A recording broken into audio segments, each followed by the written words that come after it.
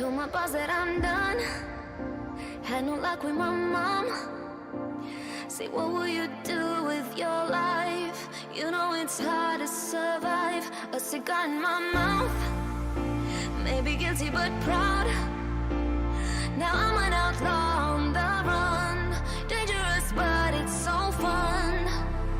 Running, running low. Hold on, don't let go. Running, running low. Keep running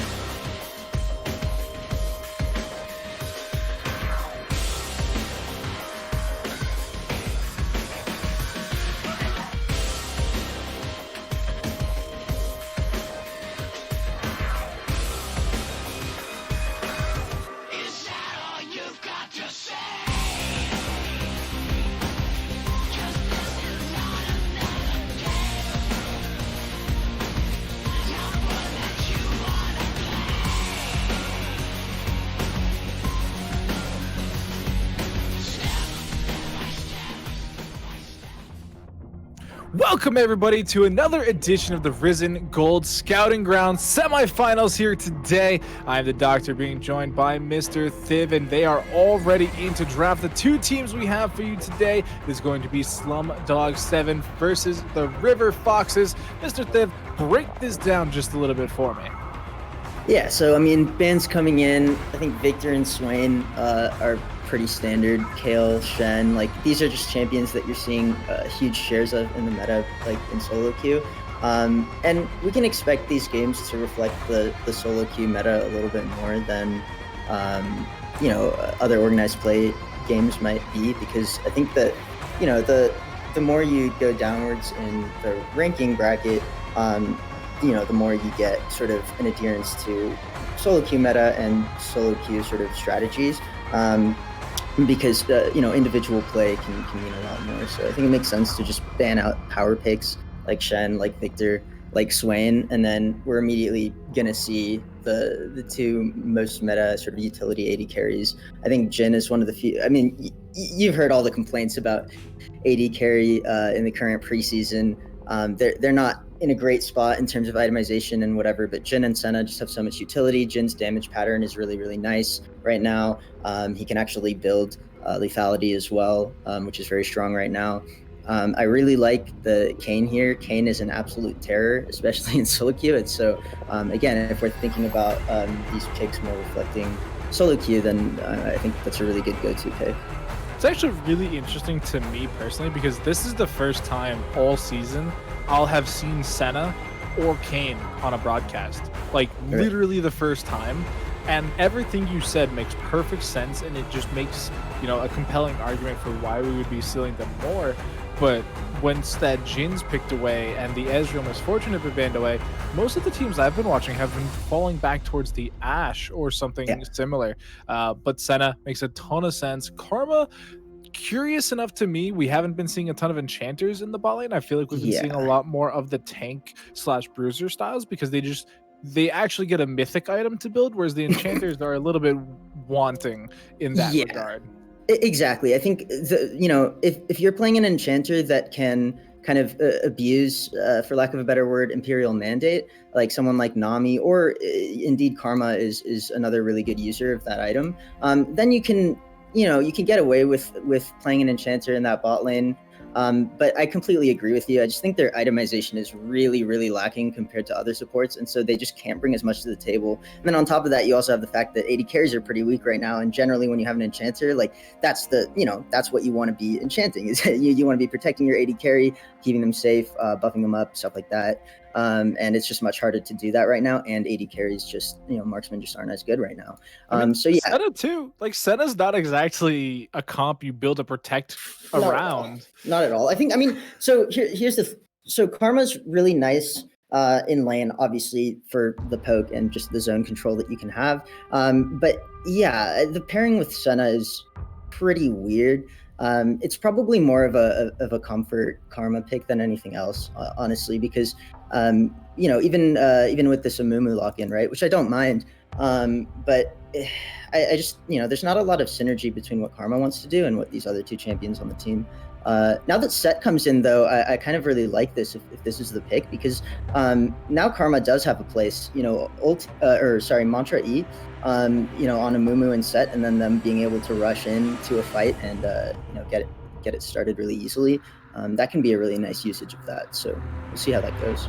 Overall, I think the River Foxes have good individual picks, but I feel like once you squish them together as a team composition and compare them to what Slumdog have really been able to put together, I definitely find it wanting. Amumu is a champion we've been seeing a metric ton of. This champion went from 0 to hero overnight once that patch came through.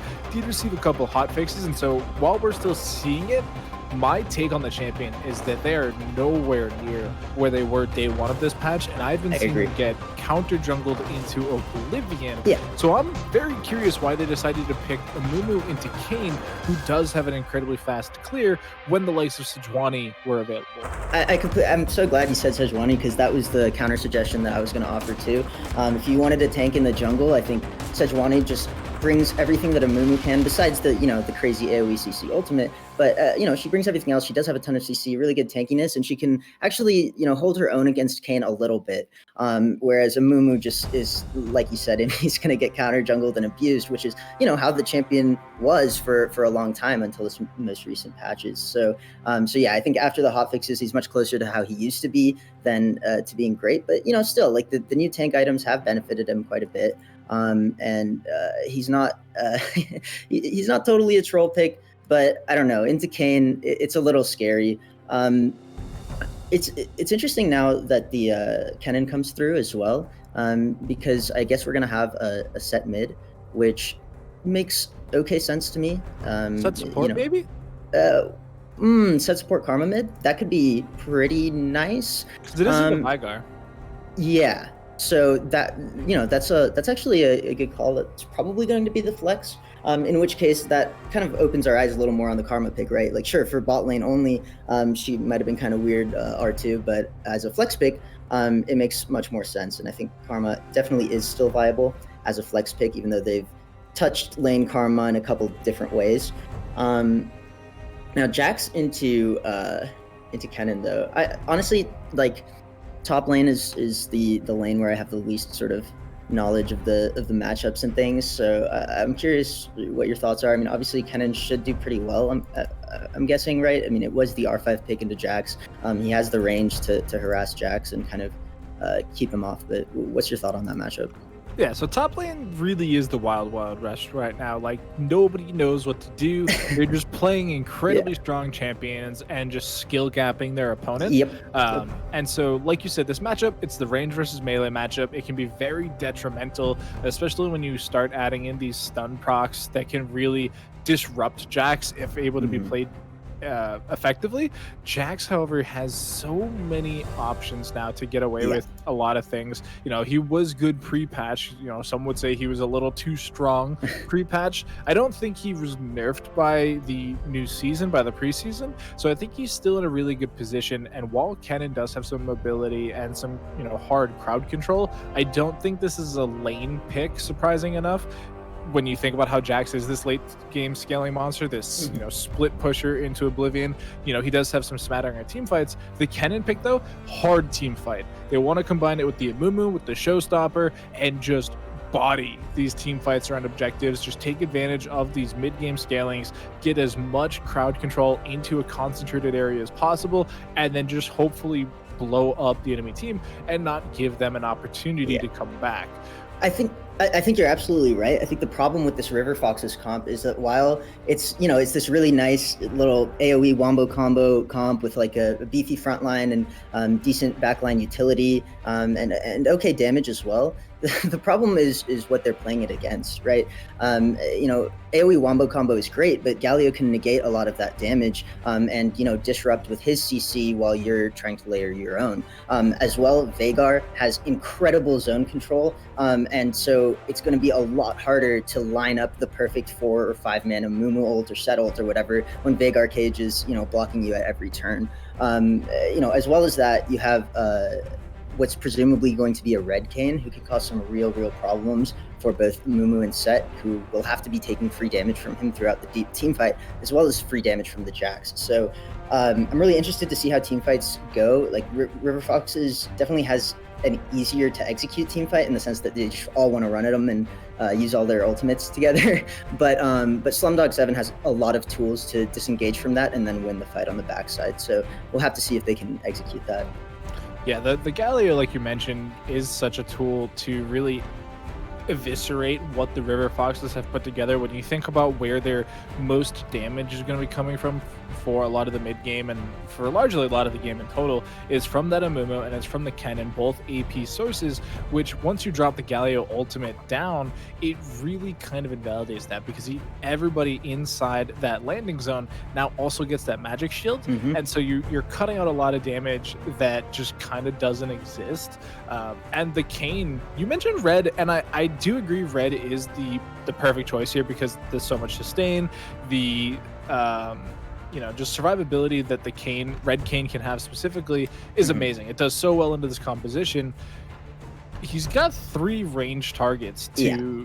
take points off of, though, and so there is the possibility he ends up getting blue first, and then he's put through this tough choice. Does he just take the early upgrade, because pre-upgrade Kane's literally half a champion, like he just simply doesn't really do a whole lot, so once he gets that evolution he becomes more relevant. But blue, I don't know, because they're squishy, I guess. Like that's gonna go tanky. Amumu's gonna go tanky. Kennen will get some HP, but I don't know. I do think red would be better. Definitely, yeah. So red's definitely, like, if you're going into this game as the Kane player, you're thinking, I want to be red, right? But there are situations where you have to flex, and it sometimes isn't the worst thing in the world. In this game, I would say that I think your first priority is still to just get as much lane prio as you can in order to invade the Amumu. I mean, Amumu's a melee champion, right? So if you find him and you just skirmish with him a little, like, he'll have to run away. He can't beat you early as long as your lanes have prio. And then you can start building up your red form from that counter jungling and maybe some, roams bot towards the, or roams top, towards the set. I think set's going top. And we have Kennen mid. So that also changes what we were discussing about the matchups, because, yeah, I mean, do you think? I don't know. I feel like I would have rather seen the Karma flexed mid, like we were talking about, the Kennen top, and the set support. But I'm not sure. What are your thoughts on that 3-way sort of flexibility? I do think the flex could have come out. I do think that they did get a flex in general by swapping the set top and Kennen mid, and so they prioritize having that range matchup in the mid lane to keep their mid lane relevant and hopefully get some prio. And the set Jax matchup is a really interesting one in its own regard.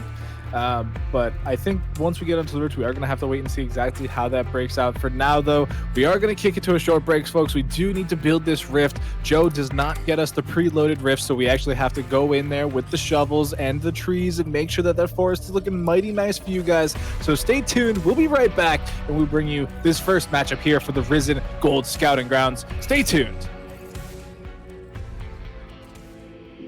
Take a moment right here, feeling like it's out gear, driving towards the sun with a rose and a gun. Feel the wind in my hair, going nowhere, I swear, like an outlaw on the run.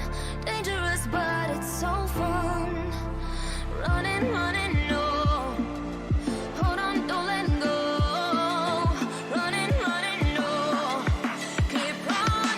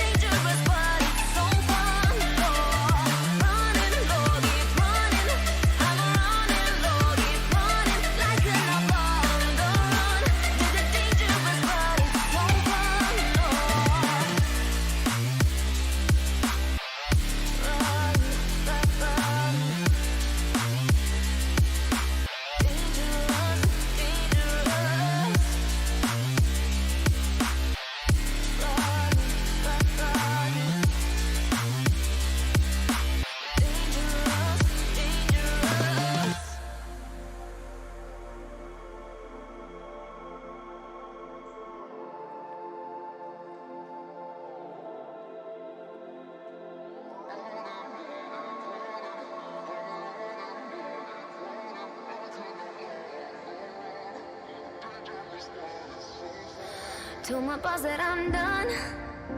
Had no luck with my mom. Say, what will you do with your life? You know it's hard to survive. A cigar in my mouth. Maybe guilty but proud. Now I'm an outlaw on the run. Dangerous but it's so fun. Running, running, no. Hold on, don't let go. Running, running, no. Keep running.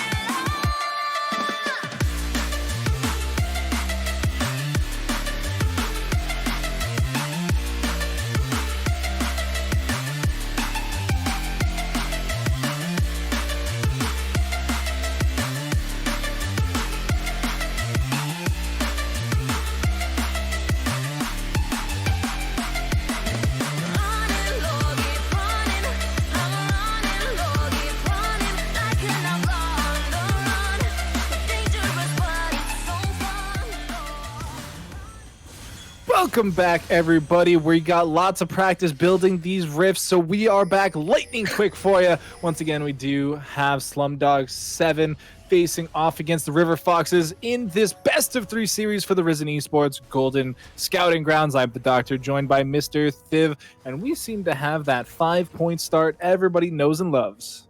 Yep, just going to be your usual start, making sure you watch all the jungle entrances, making sure nothing happens to your poor little vulnerable Amumu before the start of the game. You can see Kennen standing right next to the Wraith camp. Kane really likes to just get a quick counter jungle off on enemy Wraiths a lot of the time if he can. Especially against something like Amumu, the more you can set him behind, the more you can snowball your advantage exponentially as Kane. I will say, I think that the set top really allows Kane to have the flexibility to choose whatever form he wants pretty quickly.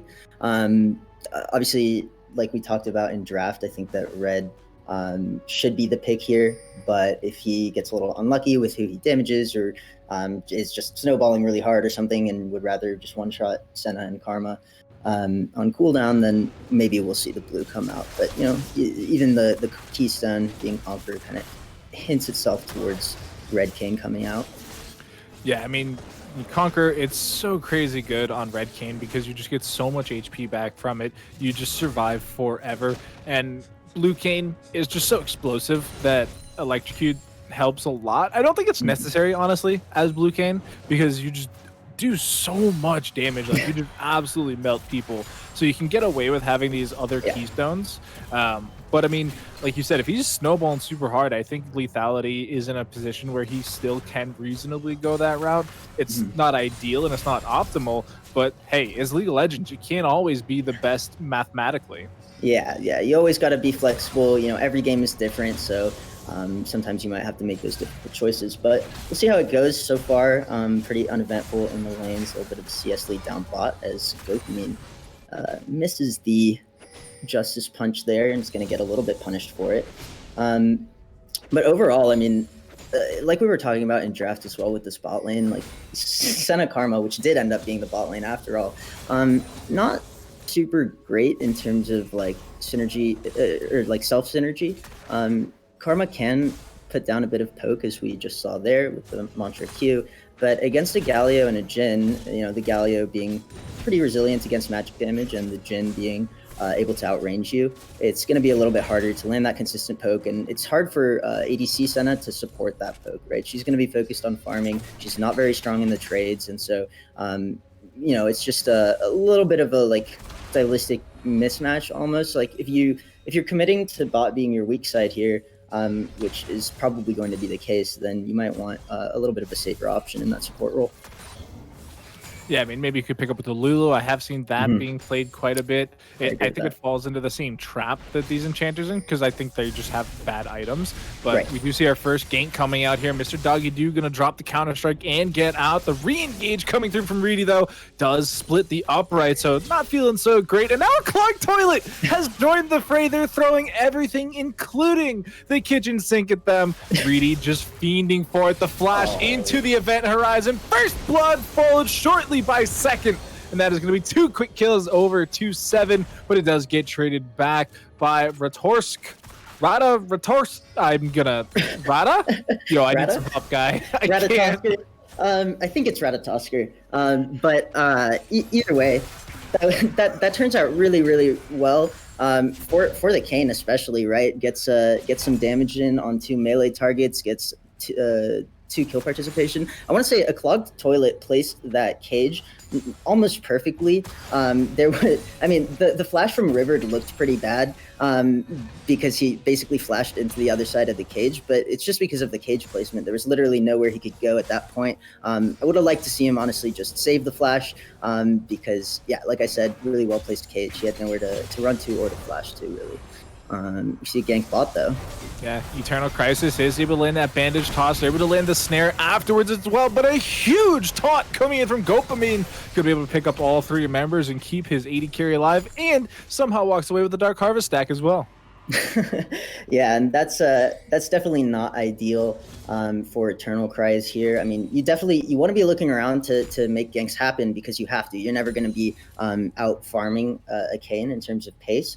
But unfortunately, every time a gank doesn't go your way, you're falling more and more behind the Kayn, who you already have died to once. So, like you said, a really nice taunt from Gopamine on the Galio. But I do have to question a little bit.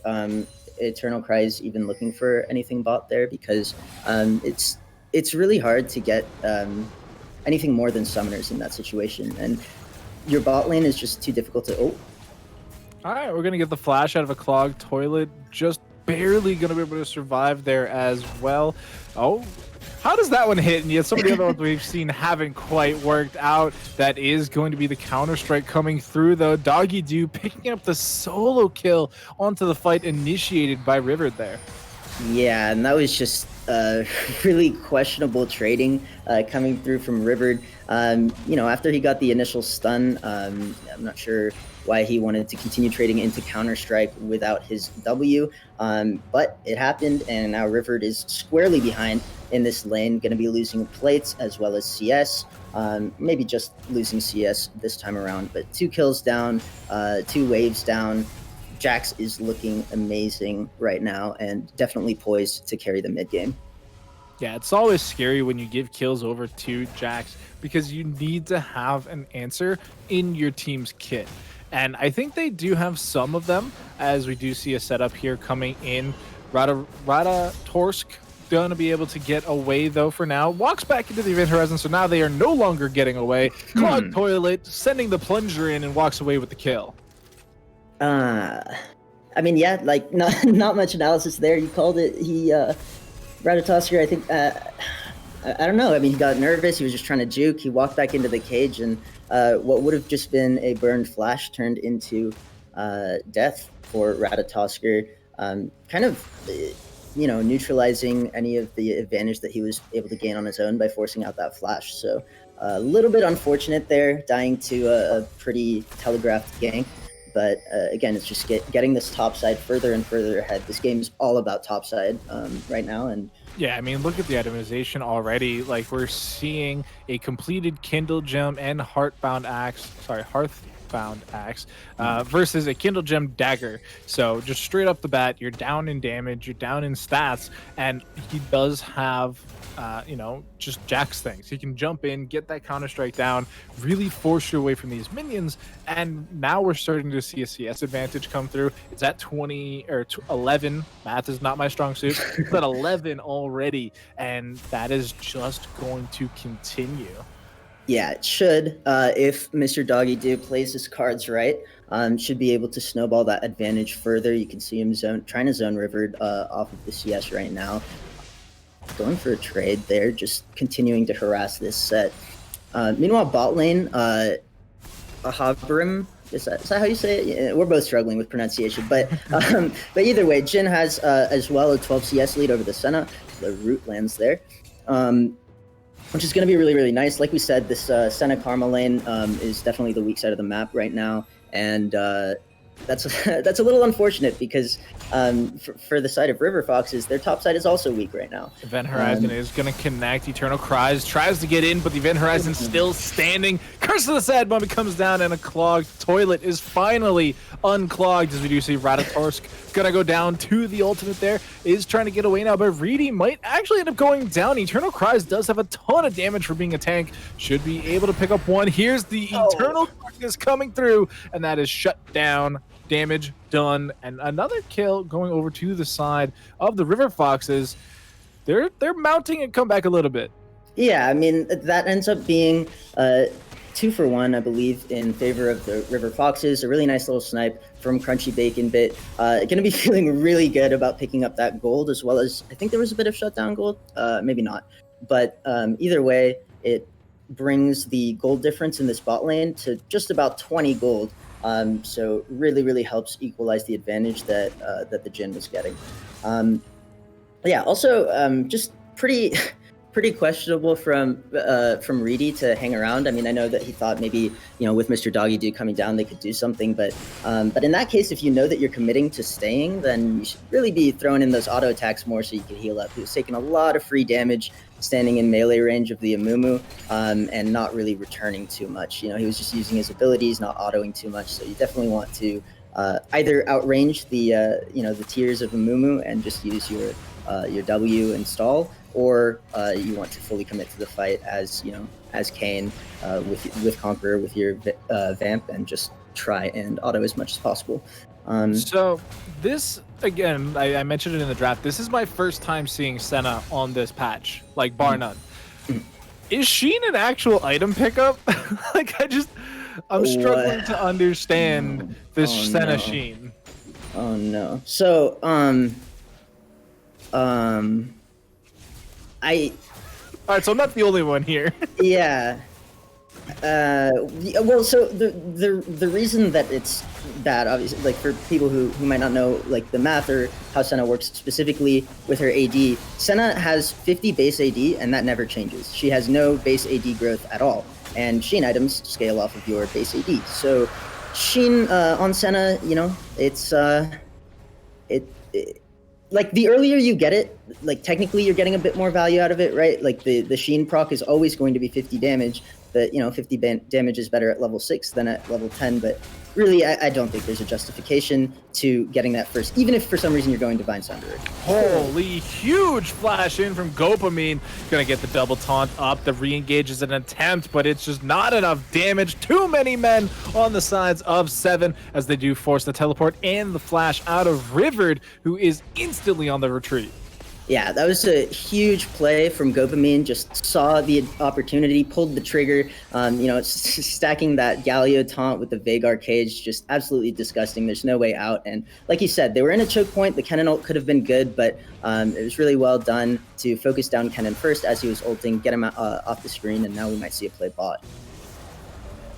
Yeah, Liz have the Herald as well, so this could be actually a big gold swing. The tower's full HP, so they shouldn't be able to claim it. Crunchy Bacon Bits is doing their best, and they are going to finally get a little bit of help. Two-man taunt once again. Gopamine is massive. Is going to be able to try and get in. Here comes the Galio ultimate, just trying to keep the Rasp safe. Not going to work in time yet, as we do see Gopamine barely able to walk away. This Veigar is doing so much work. Is going to get taunted up. Everybody's staying alive. There's literally 0 deaths at this stage, and it is going to be the curtain call trying to pick somebody off, but the body blocking is enough to keep them alive, and the Herald is not even going to go down just yet.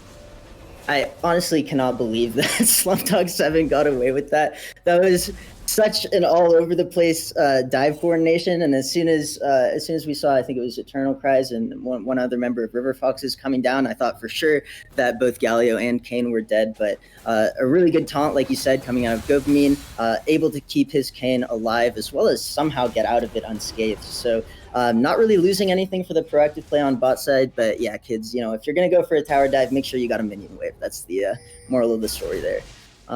Lots of spells being used. We got the Ignite and the Flash out of Gopamine, the Heal Flash out of Ahabram. We got the Flash of Crunchy Bacon Bits as well as the Cleanse. Like, there was a lot used there in that bottom fight.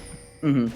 Yeah, and it's just to speak on the Senna itemization there, it looks like it's going to be Divine Sunderer, which is the only Sheen item that you can actually build on Senna, because once you upgrade into the Divine Sunderer, it doesn't actually scale with base AD anymore. It exclusively scales with opponent max health. Showstopper gonna come out. Tower damage still onto Shelly. It's just not enough. Is gonna go soundly into the night, as we do see Radatorsk taken very low, is able to survive. The turret stands still to this day as well.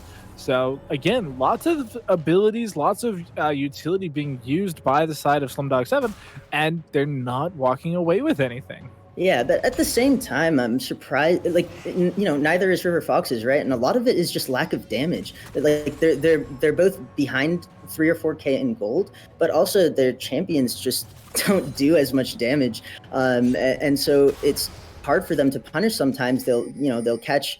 Oh, hold that thought. Eternal Cries coming in, Bandage Toss, not quite gonna connect and just instantly falls away. Doesn't want to tower dive a Galio, which I think is the correct decision. Yeah. There's a nice little cheeky sidestep from Gopamin to just make sure he didn't get hit by the bandage toss. But yeah, like I was saying, you can build Sunderer on Senna and you won't lose the stuff from Sheen. But first of all, if you're doing that, build the Sheen last, obviously, because it's a terrible item on Senna. And second of all, I'm still not convinced that it's all that great here. There's not a lot of like max health in the enemy team to take advantage of or anything like that. He's just straight up dead. For sure. Absolutely. Rivered not able to get away, even using the Stride Breaker there to try and get a little bit of extra distance, but that Trinity Force movement speed is pretty silly when it comes to Jax, so you will be not able to escape today, my friend. And I think that will honestly, I think that'll probably continue. I think Jax has pretty much come online and is going to be here for the rest of the game, because we do see Reedy trying to get super deep, going to take Bully incredibly low, does go inside of them and will pick up the kill as well. And now poor Eternal Cries stuck here under tower, does get a little help from his friends. Tons of damage coming back. It is 1-for-1 so far, but it is no longer. Kennen picking up a double kill, and the rest of the team is in shambles. Eternal Cries is stuck under the tower, but Mr. Doggy Doo says, oh man, please step in me, and it is going to be Counter-Strike coming down, picks up the kill, goes unstoppable. Poor Reedy is stuck in the weeds and will have to get away, but is not going to be able to. Shut down over to Rivered. Yeah, nice little shutdown there, but again, I think we're just seeing a further extension of the lead that was already built by Slumdog 7, and it's just unfortunate because it really feels like lack of damage is a huge issue for the side of River Foxes, right? Like, even in situations where Slumdog 7 isn't playing all of their cards perfectly, or they manage to get like a flank or whatever, Phage, Sheen, Senna is just not able to put in enough work. The teleport from Ratatosker was really good to try and get a big ult off, but again, we saw Vagar Cage just doing incredible work in zoning away Kennen, stunning him up, in zoning off the Senna even as well from the back of the fight, so she couldn't get that many free autos. So, yeah, I mean, it's tough to see a way into this game for River Foxes, because it feels like even when they have okay situations for themselves, it's just too difficult for them to get anything going, just based on lack of damage and the champion kits that they're up against. Yeah, and once we did see the Kennen come into that team fight there, stuff did happen. We had the Storm come out, we had the Maelstrom ripping through people. They were able to trade back a couple kills. Ratatosker actually picking up 2 kills for themselves even. So, like, Kennen does stuff, is 4-4 now, has the completed Rocket Belt, and will be able to be relevant. But like you said, the Senna still needs a bit more time, does now have that completed Sunderer, but is it enough? Is that so game-changing once it's completed now that it was worth all this toil and strife up to this point? Right. We're yet to see it, as they are able to secure their second dragon, thus unlocking the Infernal Soul upgrade now for the Rift. Yeah, and dragons are clearly pretty much the only way in for River Foxes. They, like you said, they were able to stack up 2 of them. Infernal Soul would be a huge help in the lack of damage that we just talked about, especially for Senna and Kennen. It would allow them to actually start ripping through team fights at some point if they could get there. We do see a little bit of bullying happening here in the mid lane, but we do get Clogged Toilet able to stay that way another day, and is able to walk out quite soundly. Did use the ultimate there, so that is no longer available. We do see Eternal Cries going in here with a hopefully catch Reed out, but the massive knock up there going to land on the 2. Does keep the fight going as well. Dawning Shadow coming through, trying to keep them alive for a second longer. Ratatosker able to pick up the kill. Herald in the top side, but it is 2 kills down in the bottom lane. Crunchy Bacon Bit securing one for themselves with that Sunderer, as we do see River trying to show stop his way to safety, but the flash in from Doggy Doo is too strong. Yeah, and I'm not sure if River had already used his W or not. I feel like he could maybe survived that, but perhaps just got caught out by the flash, didn't have the reaction speed there. And yeah, this top lane is just busted wide open. At the same time, though, that fight, near River Fox's blue buff actually went okay, and I think a big part of it was just Reedy being greedy. As soon as I realized what I said, no rhyme intended, but he really did greed out with his ultimate. Reedy dying with his ultimate up after being rooted, like that's pretty. If he had just gone inside at 30% health or something, his team could have easily cleaned up after him. So a little bit of greed there, going to cost himself a little bit of tempo, but at the same time, there's still now a 7k gold lead for Slumdog 7. So they're still going to be feeling pretty comfortable. They should be able to get these next few objectives, pick up the dragon and kind of just walk it in from there. So we'll see how the game develops. A lot could still happen. Senna is now 2-0-4. She's done 40 CS, but she has that Sunderer, and she is working her way towards her next item. Still 600 gold down on the Jhin, but at least Crunchy Bacon Bit is able to put out some damage. Again, I don't even think it's that much. I'm interested to see the damage charts at the end of the game, because I don't know. It feels like this Senna pick needed. I mean, Senna doesn't do a lot of consistent damage early on, but they kind of needed more out of Crunchy Bacon Bit. As I think Axeman said it best in chat: Senna or good. You definitely have to pick one. Yeah. And we're seeing the results of that so far. Exactly. I do think the team does have certain tools that they haven't been able to fully utilize yet, because they are being drawn into this really awkward 1-3-1 for them. And the team of Slumdog 7 have done this miraculously. They've been able to control the tempo of the game. They've lost dragons, but they really don't care, right? Like, it's just Earth and Cloud. Like, you don't get the most out of it. You get 10% cooldown on your ultimate and some extra, armor and magic resist. They don't need any of that really, because they're so far ahead in items. I mean, their jungler alone has a 2k gold lead. And now that they've fully set themselves up into this position, they've got Clogged Toilet in the top lane fighting into River, who's been building armor this entire time to compete with the Jax. And this is a really interesting play. They're teleporting down into the bottom side, just diving in on the cannon. Tons of damage coming through, shut down onto the Jax, and it is going to trade 1-for-1. Dawning Shadow coming up huge. Yeah, this is starting to get a little bit concerning, honestly. There was a much easier play, about a minute ago when I said they can start getting objectives and setting up and just forcing wins. They're caught on a buff. We do see the flash in. Galio ult coming on down into the team. There is the Curse of the Sad Mummy onto 2 as they try to keep this alive. River now joining the fight, gonna be able to taunt up onto 1. Another massive event. Horizon trying to keep his jungler alive, but it's simply not enough. Clogged Toilet trying to get away, slow as he may. We do get the step in from River, now being forced backwards by the curtain call. Eternal Cries trying to get some damage down, is in the backline already, but he's all by himself. He's a Moo incarnate, no friends to be had, as we do get the flash in from Doggy Dude, trying to keep the enemy at bay. Gopamine gonna get the knock up, not quite, as they do go down. Ratatoris picking that one up, and Jhin now in the backline picking up a massive double kill, stunned up forever though, and we'll be giving a double kill over to Ratatorska, as we do see Jax thinking about going in, thinking better of it.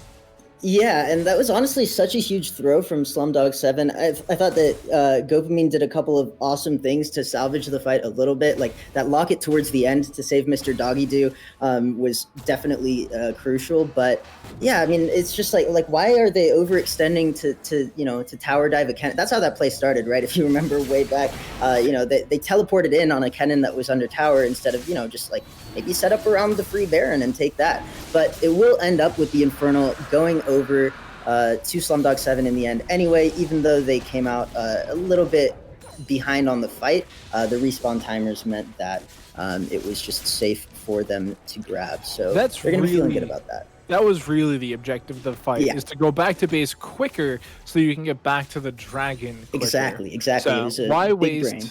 Why waste 8 seconds recalling when you can just attack the enemy team? You know, Yeah. it's just too big brained. They managed to make it work. They get their first dragon of the game though, and now we can see the ward and vision gameplay coming out from Gopamine already around this Baron, setting up, Yeah. getting wards deeper into the enemy team, making sure that they can hopefully get control of this. Yeah, and what I will say is that just kidding, I won't say anything. Or maybe I will say something. All right. So yeah, what I will say is that, memes aside, I really do think. Oh, just kidding. Eternal Cries, able to slowly walk away from the event horizon, is now in onto a clogged toilet, not taking a ton of damage. Dawning Shadow is used, does get a little bit, but now it's Gopamine in the fray. Showstopper coming down onto the little Vygar minion, does get him into heck, as we do see the rest of the team diving deeper, as Reedy, the only one left alive in this fight, slowly going down. River picking up that kill onto Rost. The only one left alive for Slumdog 7 is the Jax. Doggy Doo knocking down the base, able to pick up that inhibitor tower and instantly recalling, but this should be Baron going over to River Foxes. Yeah, this should be Baron for them, and for all the memes we've been throwing at Crunchy Bacon Bit on the Senna, I mean, he is the reason that his team is in the game. He's actually in a position where he's pumping out consistent damage now, and able to do much more for the team. You can see the fully transformed Mirror Mana there as well, and yeah, that'll be Baron for River Foxes, now bringing them much closer in a game that I honestly thought was out of their control. I do have to say though, for Slumdog 7, I think it's just been sloppy since like the mid game.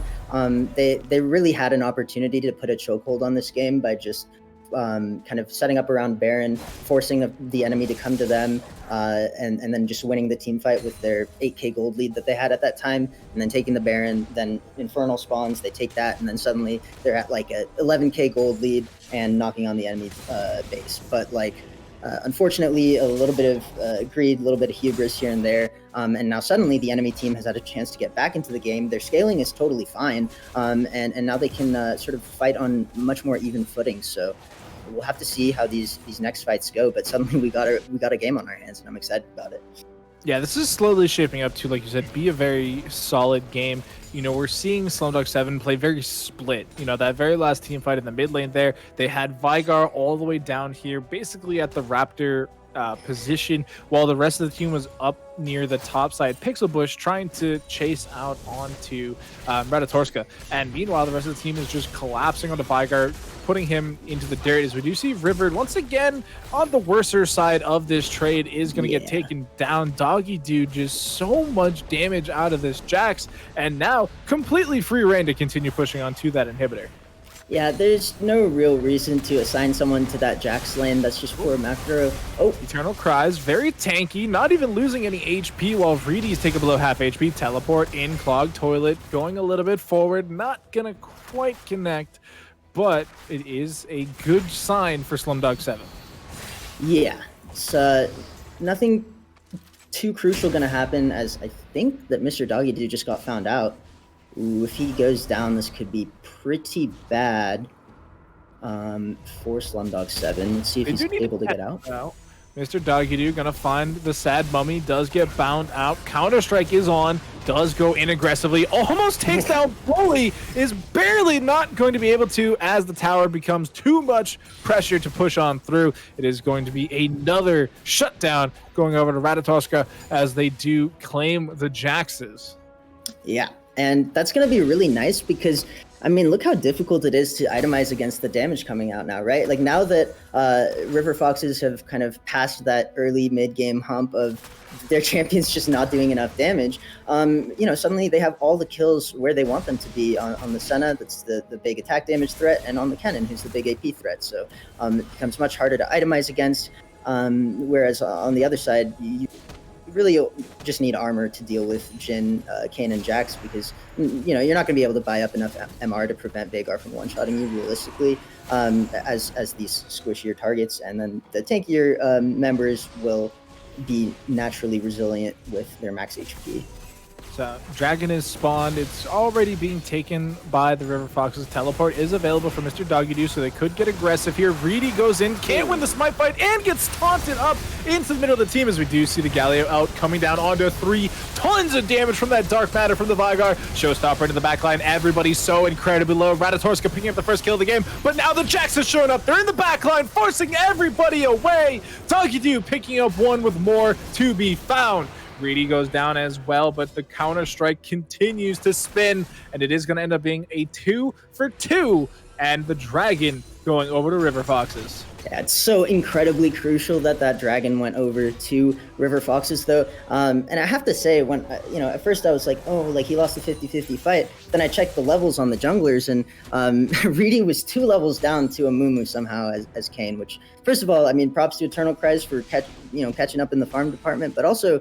Some criticism has to be leveled towards Reedy because as Kayn, you should be able to clear your jungle fully on cooldown almost, and really generate an XP and gold advantage. So even though Reedy started out quite strong, he's actually been falling off on this Kayn, which is extremely weird because Kayn scales really well, he farms really fast, but I think with all this sort of mid-game confusion that Slumdog 7 has been having, the macro has gotten lost, right? And that applies to the jungler too. Oh man, Ratatorska should be going down here. Is forced to flash away to stay safe. Doggy just becoming a menace further and further as now River comes in, does get some slow, showstopper, takes him below half HP, but the counter strike onto Bully means they're dead. The ultimate has been popped by Doggy too, and should be able to get, if he had gone aggressive onto Ratatorska, I think he gets the kill, but it will just be a 1-for-0. It does get flash out of Ratatorska. Yeah. I mean, you gotta love the melee range karma and the ranged set. Like, that was so weird to watch the end of that fight where it must have been a miscommunication where Rivered was running away and the Bully was like staying in melee range of the Jacks. Like, no, we're about to kill him. What? And then just a miscommunication. Holy, that's a ton of damage onto a clogged toilet coming out of the Senna.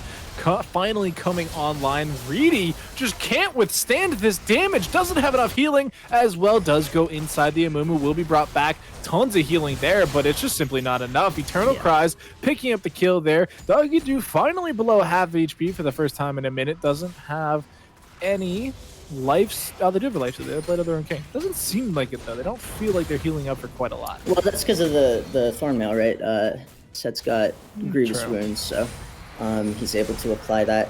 It is kind of I feel like the new Grievous Wounds icon is a little harder to tell, but maybe that's just because we're not used to it. We do see the setup happening around Baron, clearing that vision. Baron just spawned, and this is going to be such a crucial fight, right? At this point, the game is basically even. Like, you've got a bit of a gold lead and tower lead on one side, and you've got the dragon advantage on the other side. And yeah, they just started it up. I mean, there's no real vision around here, and so they're just doing it. Now we'll see what the response is here.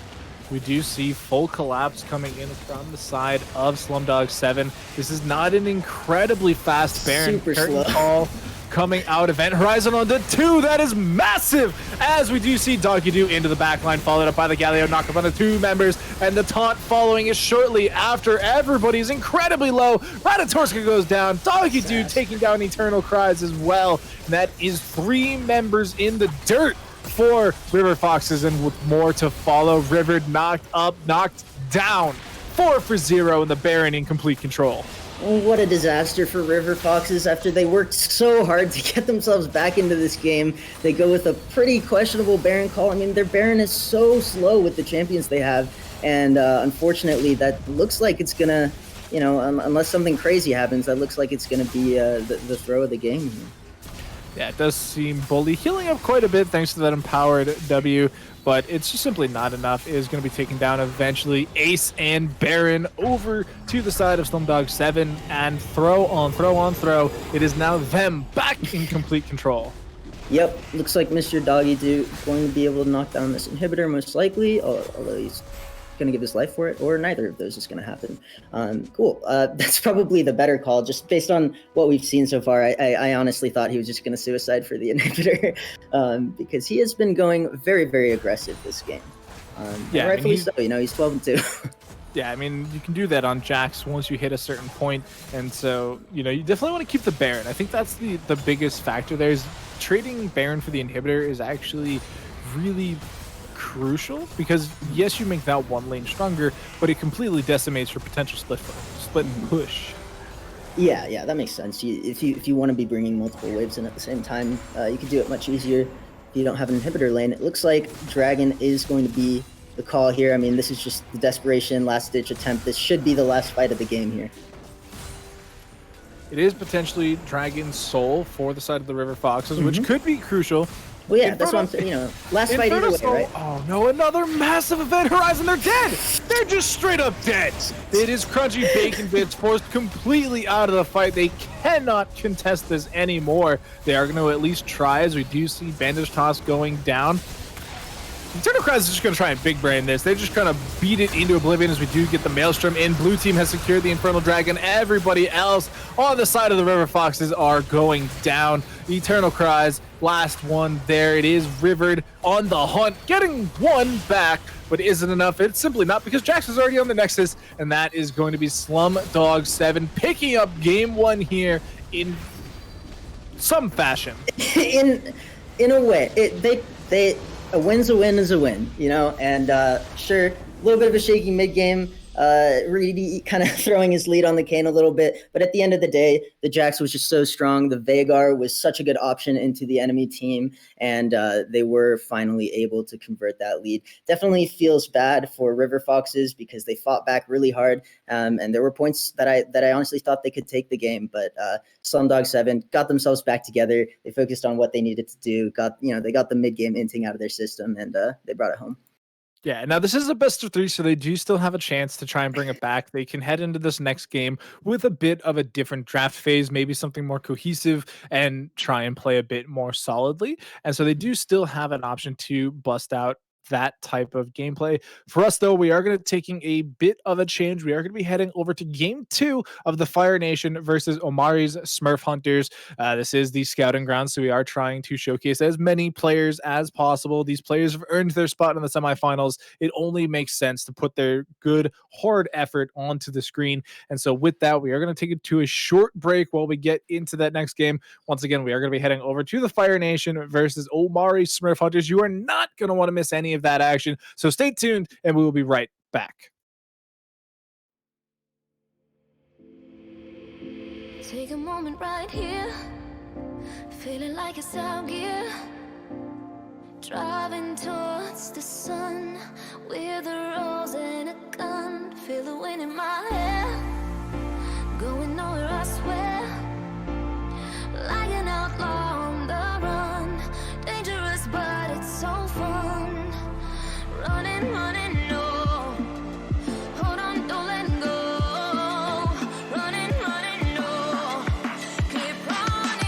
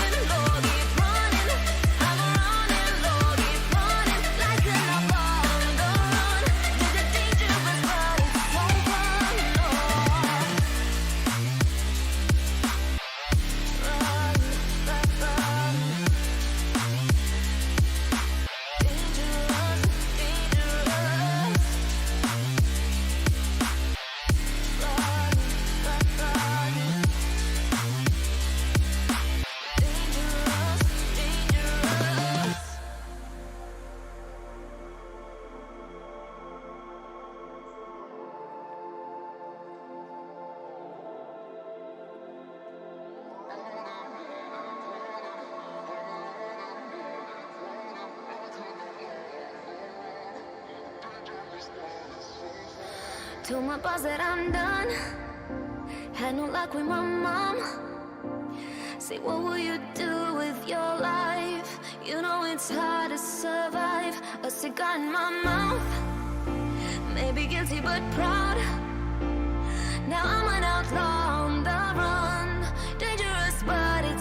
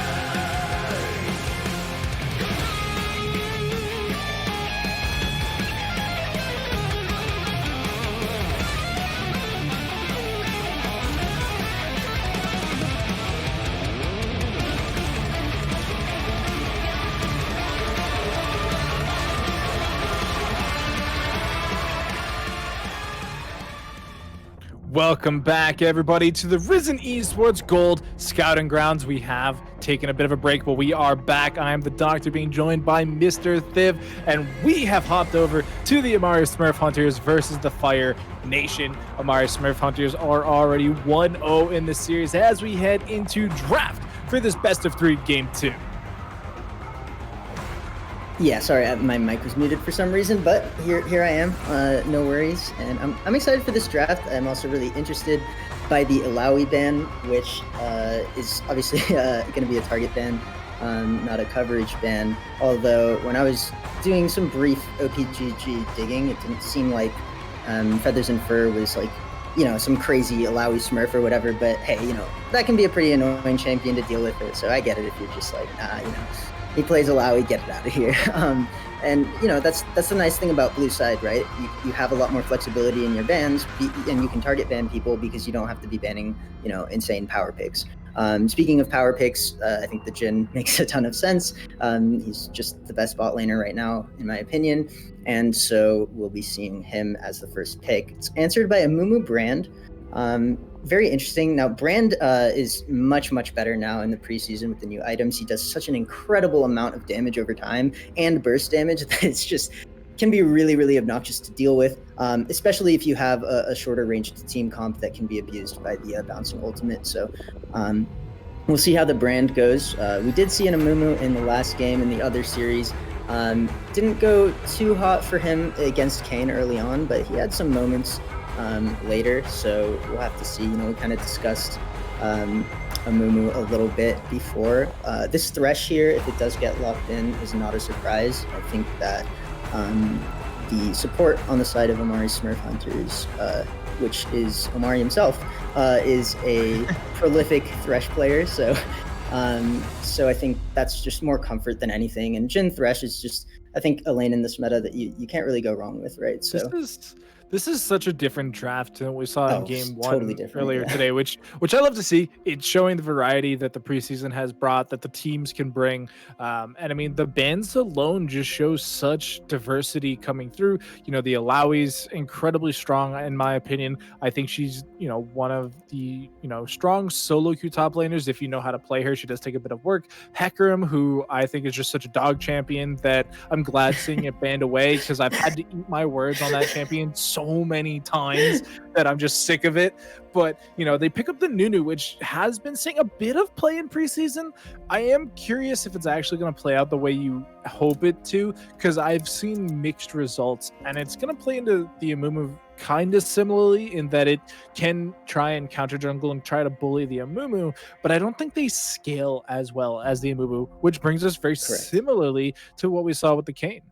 Yeah, definitely. But in the Kayn matchup, it's like, I think that if Kayn does what he needs to do, he can match the scaling of Amumu, even though his team fight utility isn't as high. Like that, because there's two aspects to scaling. And this is kind of a tangent, but hey, we might as well talk about it because I think it doesn't get discussed enough.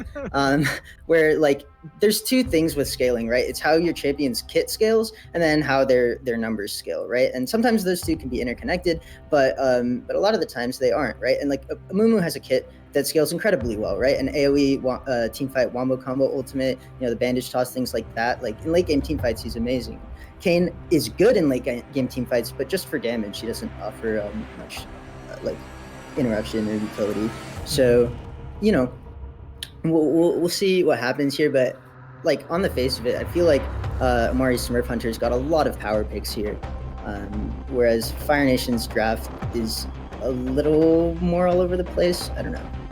It's quite fiery, but like you look at Omari's draft, it's very similar to drafts we were seeing a month ago, 2 months ago, like pre-patch, where you saw Jhin because of utility, you saw the Thresh and the Ornn for just general lockdown and tankiness, and the only difference we're seeing is this, fast clear tank jungler and Victor, which like we saw similar champs to Victor, these fast wave clear roam type champions, but Victor just wasn't it. Now that he's received some changes, he's been seeing a ton of play. He scales incredibly hard, does a ton of damage that you have to watch out for, and I've seen it be picked up and just absolutely solo carry games that you would expect from like Yi Tarek.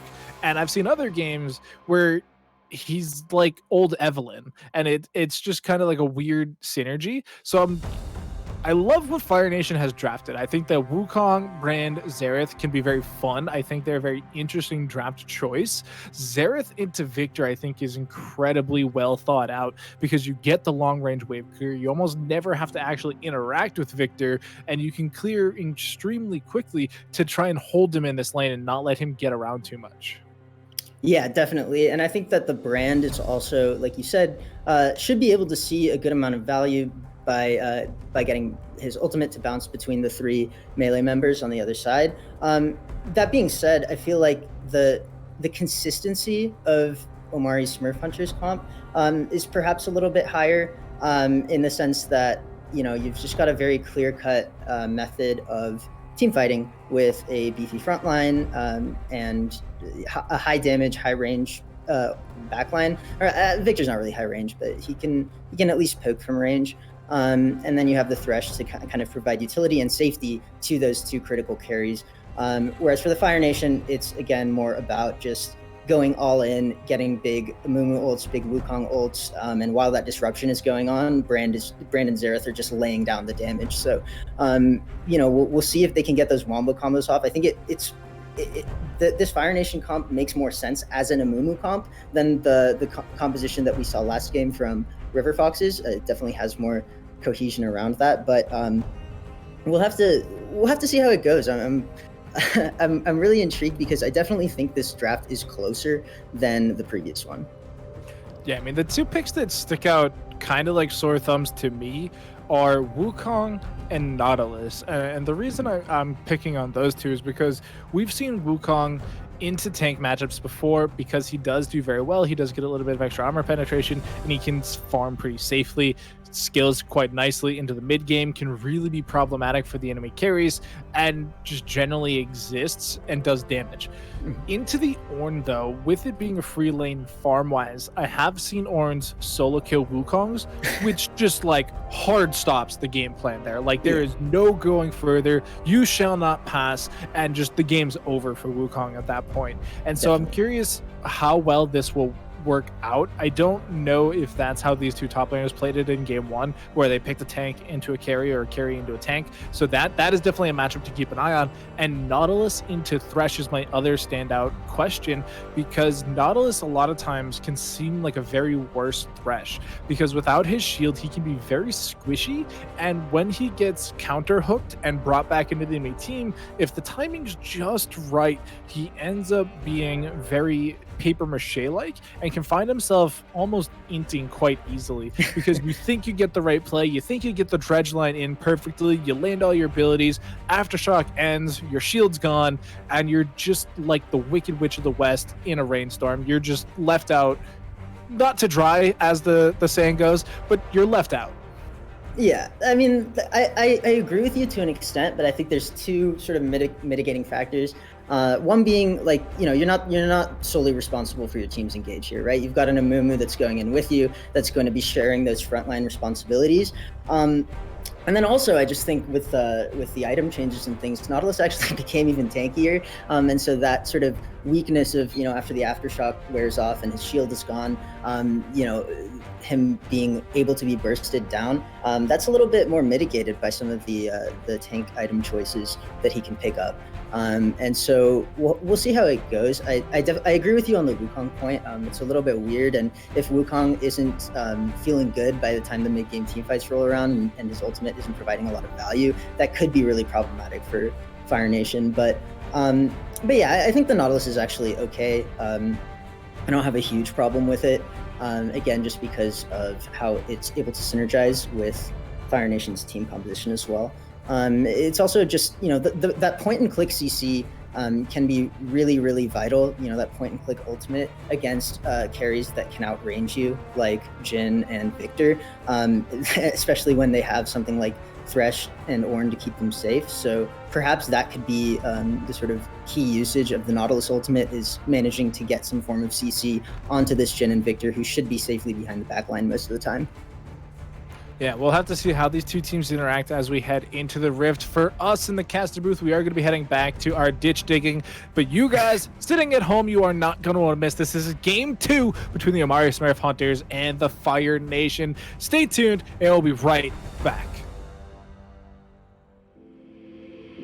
Take a moment right here, feeling like it's out gear. Driving towards the sun with a rose and a gun. Feel the wind in my hair, going nowhere I swear. Like an outlaw on the run, dangerous but it's so fun. Running, running, no. Hold on, don't let go. Running, running, no. Keep running.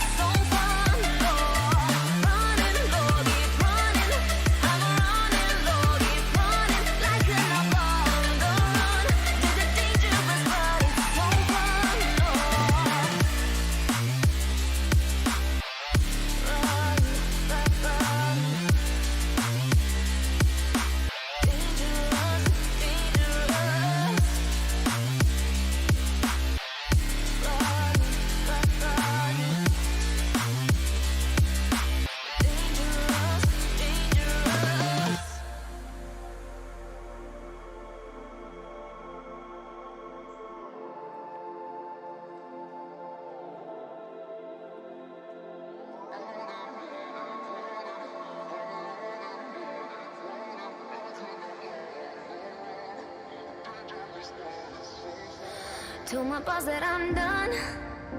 Had no luck with my mom. Say, what will you do with your life? You know it's hard to survive. A cigar in my mouth. Maybe guilty but proud. Now I'm an outlaw on the run. Dangerous but it's so fun. Running, running low. Hold on, don't let go. Running, running low. Keep running low.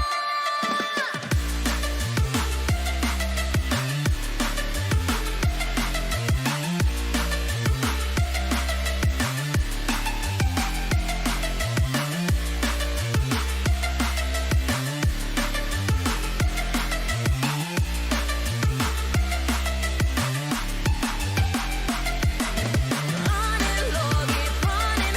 I'm running low, keep running. Like an outlaw on the run. Dangerous but it's so fun. Running low, keep running. Welcome back, everybody. We're loaded onto the riff. Amari Smurf Hunters versus the Fire Nation. Once again, I am the Doctor, joined by Mr. Thiv. We're in Game 2 of this best of 3 series. It is do or die time. If Amari wins, they are finding themselves a grand final position. But if the Fire Nation can claw back this victory, they'll bring it to a Game 3. Yeah, and I'm really excited to see what exactly is going to happen. It's, right off the bat, right, we've got brand ADC, which is exciting. I think a lot less unconventional nowadays. And I really do like it. I think he can put out as much or more late game DPS than a marksman, so no problems there. What's interesting to me though is the amount of magic damage. We were talking about this in the loading screen a little bit, but one possible flaw in Fire Nation's comp is just how much magic damage they have, and that's why I was saying earlier, if the Wukong isn't in a good spot by the mid game, then and not doing like relevant enough damage, then it could be problematic when Ornn and Nunu start stacking magic resist. That being said, you had a good counterpoint to that, which was that magic resist items aren't necessarily in the greatest of spots right now, and so that itemization might be a little less efficient, but still, even just a Merc Treads pickup against a Mumu Xerath Brand Nautilus is providing you a great amount of value. Yeah, I think a lot of people are missing Adaptive Helm for as little as we were building it last season. I do find myself, when I'm playing tanks into heavy magic resistance, I find myself wanting, and it does leave a hole in my build path. Yeah. But the teams, they've adapted. They might not even need it if they're able to get a lead onto these solo carries and force these AP carries of Fire Nation down. And brand carry is... I agree with you that it's strong. It's a little interesting because I haven't seen it in a minute. Typically, when we see AP carries, we're looking at Cassiopeia or Ziggs, which I think Ziggs is bar none one of the best you can get. Like, I think Ziggs is amazing because we do see an engage here. Level 2 up first for the side of OSH. First blood secured thanks to the Ignite there on Amari themselves. Yeah. Great conversion there, not only getting the heal out of Brand, but also getting the kill onto Primus on the Nautilus. He tried to sidestep the hook. Omari read him like a book, and with the level advantage there and the Ignite, they're able to take him down. So it's a nice little lead there in the bot lane, already putting that Brand behind, already putting that enemy bot lane behind, which is definitely what you want. Yeah, Brand will continue to start picking up items and be able to clear a lot quicker, which will make the conditions a little bit more difficult, as we do see Feathers and Fur might actually going down. Flash for flash, cooldowns looking a little good for Myopa, picking up the solo, and I said it, wall, game, meet match, that is Dunzo in the top lane. Yeah, and that's, for the reasons we were just talking about too, it's even more of a disaster because now your only AD threat is down in the first 4 minutes of the game to an Ornn. So another hook lands. This time we'll see if another something happens. Big series of damage. 153 critical onto the Nautilus there. We do get a little bit of a party down in the bot lane. We're used to these though. Is going to get the slow flash out as well. And Primus! Dude. Oh no! Dredgeline will take you nowhere as it is going over to Travis for their first kill of the game. Oh man, like it's just disaster after disaster for Fire Nation. First of all, the bandage toss from Egg Rolls was very weird. I mean, he could have just held it to get a guaranteed land, or he could have tossed to a minion to just get in there. But instead, he misses the toss, then the hook goes through, and yeah, it's just a bit of a disaster. Still trying though, is Fire Nation. Egg Rolls in a bit of an awkward spot, is kind of caught between a rock and a hard place, has flash available, is able to stay a little safe. Osh with no mana means they're not able to secure the kill, and they do lose the flash for Egg Rolls, but surviving at that point is almost worth its gold. Yeah, and Nautilus is here, so you know that's cool. I do like how active the teams have been this game. Like, there's lots of roaming around, lots of movement, trying to make something happen. I agree with you, but in that situation, after the play is over, Primus coming and taking a bunch of XP from his mid laner who's already down a level is not what you want, in my opinion. I mean, maybe I'm just being needlessly nitpicky, but I feel like as soon as you know that the play is dead, you know, just you're a level 2 Nautilus. Go back to your lane and make sure that Xerath is getting the XP that he needs from the minions, right?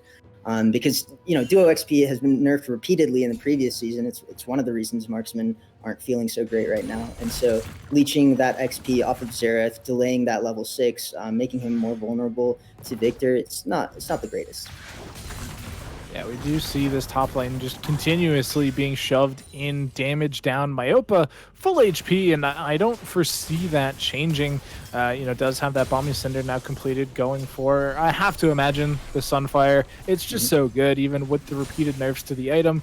A little bit of help here in the mid lane, just making sure that Vertex is able to get a safe buy. Yeah, most definitely. And Omari might be caught here. Does take a ton of damage. Nice little flay onto 2. Does have flash available, so they should be able to escape as they do get over the wall. Yeah, I'm surprised. I didn't have my little character preview up, but did Egg Rolls have bandage toss there, or did he use it at the very beginning? He used it right at the beginning. Okay. Yeah, so just another little bit of a miscue there, because I think he used it while the Nautilus CC was already layered on, so might have been able to get the kill on Omari if he'd held it there. And we see a bit of a fiesta around Dragon. Vertex taking a ton of damage, actually, is forced out of the fight. Deadly Flourish going to lock up Marley Mar, though. Dragon very low, is secured. Blue team taking that one home. I'm actually mad. I'm mad because imagine if Xerath was level 6 for that. He could have put down so much damage and harassment. He's literally 95%. He would have been level 6 if Primus hadn't leached his XP, and he could have put down so much harassment on that dragon, maybe gotten it. This is going to be a kill. The clone worked, as we do see Marley Mar hooked up, brought back, stunned up. Dead is not the name of the game, as they are able to get away. Stun's not going to connect. Primus, the sacrificial lamb, will be going down. Vertex securing that one. And now we're seeing pretty even kill distribution across the Osh team. It is just poor Agony who does not have one. Yeah, pretty even kill distribution, and it's just looking more coordinated from Osh overall. It's also like, you know, this is the conundrum of Nautilus, if I could call it that, as Vertex barely gets out of that last ticket, the ultimate. This is what I said. Yeah, it's exactly what you said, where, and like, it was what I wanted to say. It's just like, Nautilus is a champion where, especially in organized play, you are either smurfing or you're dying a lot, because you will always be the first person to die on your team. You will always be sacrificing yourself for the team. Now, that being said, you know, 2 of Primus's deaths have just been, you know, more on himself than anything else. But that last one, I mean, again, it's just the Nautilus conundrum. Like, if you're having a bad game and your team is behind, you're gonna be dying a lot. And looks like Primus might be setting up for that kind of a game. And it's unfortunate too, because Nautilus is one of those champions I feel that when they're strong, they're incredibly strong. When they're weak, they're like mediocre, but still like baiting people into picking them, I guess would be the word. They'd be like, no, Nautilus does stuff, and so they pick him and they play the game, and it's kind of like old Leona, right? Like, do you remember when like Leona was like god tier or F tier because of the player? Like, you couldn't just randomly pick her as like an autofill. You had to actually play the character. And so Nautilus, I feel, is at that tier, but because he was strong not that long ago, he's just a little bit left out in the cold, as we do see Vertex getting taken extremely low. Should be going down eventually. It is going to be Toxicity in my city taking it, and it is going to be a little bit of help from the bot lane. Yeah, and very nice layering of CC that time. Learning their lesson from not getting the kill on Omari. They make sure that Victor has no chance of getting out, as well as making that play right before Vertex's flash was up. So really nicely done to get a pick in the mid lane. At least showing some signs of life, as now we have egg rolls in the bot. Yeah, is getting taunted up, but the Dark Passage keeping them safe, is able to get away, even with the huge flank in from Amumu, and that is Heartbreak City. Yeah, I mean, these bandage tosses from egg rolls have honestly been so off. It really seems like he doesn't play Amumu that much, or something. No. Yeah. Curse of the Sad Mummy is going to keep him alive a little bit longer. Does get chomped up, though. And Dark Passage, once again, Dark Harvest stack going over to Marley. Curtain Call now procced. They're trying to get something going, but they were seeing some decent damage out of Toxicity so far. And yeah, it's just going to be the 1-for-0, catching out egg rolls in no man's land there. And yeah, I mean, honestly, egg rolls, like, the gank was good. I mean, it was a good look. He came around the flank, but unfortunately, he just got a little over eager on the bandage toss. He figured maybe there was enough CC to keep Jhin away from that lantern for a little longer, but unfortunately, the Dark Passage gets him out. You see, he really should have just gone for the safe bandage toss on the Thresh to just make sure that Jhin had no options either way, right? Because if he takes the Dark Passage, then he ends up on Amumu, and if he doesn't, then he's dead to the other two. So a little bit unfortunate there, and again, it just turns into another advantage for Omari. Yeah, I think one of the biggest things we're seeing from the Omari team is these CS differentials coming in. We're seeing a 16 advantage in the top. We're seeing 8 in the jungle, 8 in the mid lane, almost 40 in the bot lane, which is tough to see when you play a wave clear mage like Brand, who can just clear so quickly just by pressing buttons. I mean, I think a big part, like, he's just been so left out to dry by both the fact that Primus is often roaming and the fact that Brand just has no escapes or mobility of his own. So he has to be super safe whenever Primus isn't there. And so it just leads to a huge lack of CS. Oh no, Verbal Toxicity gonna get knocked up. Deadly Flourish is on as well. Is gonna be able to get away with the flash, but now we see Primus going deep. Here comes the Orin Horn onto the enemy support. Does knock him up. Primus, though, surprisingly high HP, as we do get Agony with the tap dancing shoes. Thanks, Direct to Camera. I love to see that portion of the ultimate, as we do see the death sentence narrowly avoided. Now Omari, kind of left out in the cold, my guy, is able to just walk away, though. Yeah, he found the only flash angle pretty much that would actually get him out of there.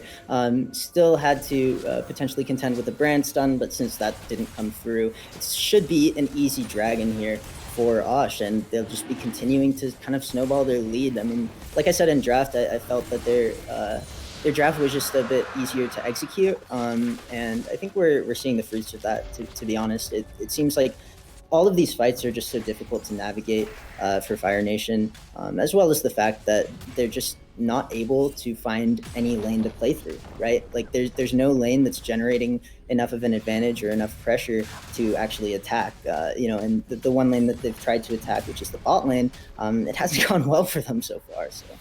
Yeah, and I'm one that definitely preaches ease of execution above all. We see a lot of teams who play these, types of compositions that they're practiced. They're compositions they're not just picking out for the first time, but they're hard. Like, they're not just press R compositions. And, I do think that it is better for the teams to be able to express themselves and play these types of compositions. But when you look to even professional play, we see these more complicated compositions, and a lot of times they just fall flat because they require one thing to just crucially go correct, as we do see egg rolls extremely low. Teleport coming in. Curse of the Sad Mummy trying to keep him alive. Does use the blue buff to get out. That's so smart. Oh no, that's pain. As we do see the Brand now running for their lives, is going to be able to flash the wall, but the rest of the team is really not feeling so hot. Egg rolls now forced to flash as well. Blue buff going over. It is going to be Primus getting locked up as Agony with the Dark Passage to safety stays alive. Yeah, they just end up face tanking that entire Brand. So unfortunately, Brand doesn't even have one item yet, right? So the the three of Agony, Omari, and Travis just face tank that entire brand ultimate as 3 and walk away just fine. Because yeah, I mean Marley Mar is, let's see how much gold behind. Yeah, almost 1,500 gold behind. You know, contending with a completed Eclipse. And he has been for the last 2 minutes. So just a really tough spot. Yeah. That's crazy. He's down 40 CS and he's only down 1,500 gold. No, that's impressive, and I don't actually understand how. I don't know if that math works out right. Like, holy. Yeah, it's interesting. Maybe he's just been making sure to get all his cannons. But yeah, well, I think it could be that because that deadly flourish did connect. First brick going down to the unstoppable Myopa is going to call in the horn, trying to get away. 2-man knockup, but with a little bit of help from the mid lane runner, Toxicity will be taken down. Agony now on the retreat, should be safe. Yeah, we see Vertex coming in potentially for something cheeky, but doesn't look like anything's going to happen there. And yeah, going to be first tower for Myopia, but he will pay his life for it. Another fight bot. It is going to be Travis picking up that first kill there. The President, though, not able to secure the second one as they are being forced to walk away. They should be able to get that tower, though, which is just all the more gold into Jin's pocket. Yeah, I don't know if you caught that fourth shot onto tower instead of the champion. That's why you always got to keybind that target champions only button, you know. But yeah, unfortunately, Travis isn't able to get the kill onto Brand as well, but he still kills Primus, still gets that first tower, still has so much gold in his pocket. Now the difference is 2,000, and he's going to be able to spend about 1,600 of that gold that he just got on, another serrated dirt. So Jin looking really, really scary, doing tons of damage, 2-0 and 2. It's a 6k gold lead at 15 minutes for Osh, and they're not stopping. They're going to pick up this Rift Herald. Should be able to use it mid to just break open the map more. And then they'll have all 3 tier 1s and kind of free reign of whatever objective they want to get. Yeah, which could be the potential Cloud Drake in a minute. Would set them up for Soul Point. It would be a pretty early Soul Point. I think that puts us at 22-ish minutes if they're able to get that one on spawn as well. Which, not the fastest, but it's still pretty darn quick. Yeah, it's still pretty quick, and we're also going to see... yeah, I mean, I think that you have to consider the champions, right, as well. And Nunu obviously loves every part of Cloud Soul. But movement speed, you know, people talk about it being underrated enough that it's probably not underrated anymore. It's hold that thought.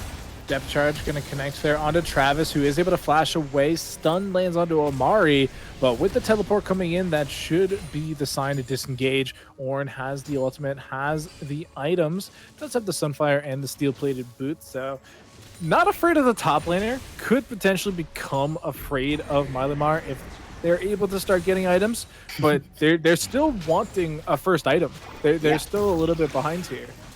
Yeah, and I'm actually surprised by that. I think they've had enough gold, but unfortunately just haven't had the back timings coordinated well enough. And so, yeah, that's going to be dragging over. I mean, I think it's right to give this up here. You have no chance at this point in the game of winning a team fight straight up. And so, you know, it's Soul Point, but it's not the Dragon Soul. Even if you give over this Cloud Soul, it's still not the end of the world. Because, yeah, I mean, I think you just need a bit more time to get items on your carries for the side of Fire Nation. Unfortunately, with that, I don't think they scale better. You know, you've got, on the other side, you've got Ornn items, you've got a Victor, and you got a Jhin, whereas your only real scaling options are yeah. I mean, even then, it's like it's really just Brand, and he's the most behind carry on your team. So, yeah, it's going to be really tough. And again, when we're talking about scaling, we're also talking about like itemization and damage types, right? There's a lot of magic damage, like we said, and so the later the game goes, the more items come in on both sides. It's going to favor the side that has easier itemization paths against that magic damage.